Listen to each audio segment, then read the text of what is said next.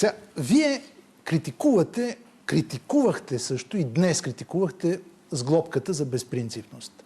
Но не е ли част от тази безпринципност всички в момента да казват: аз ще постигна сам мнозинство, няма да ви кажа с кого ще се коалирам след изборите, и от тук нататък не е ли честно в момента да се каже, да кажете вие, можете ли да се коалирате с Продължаваме промяната Демократична България, част от които бяхте нарекли шарлатани?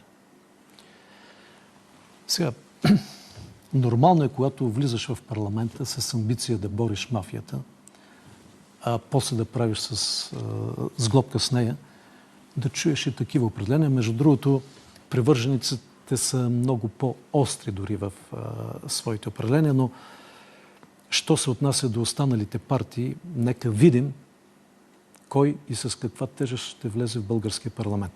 Но аз определено не стъпвам в политиката с амбицията за еднолична власт. Нямам мания за спасител и са ми чужди всякакви месиански идеи. Демокрацията се крепи на диалог, на търсене на разбирателство, понякога сложни и тежки компромиси в името на постигането на големи национални цели.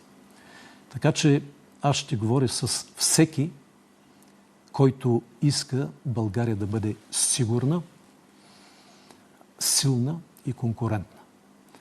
С всеки, който иска да имаме правосъдие и справедливост. С всеки, който е готов и има куража да вземе участие в разграждането на този олигархичен модел, защото няма да е нито лесно, нито безопасно.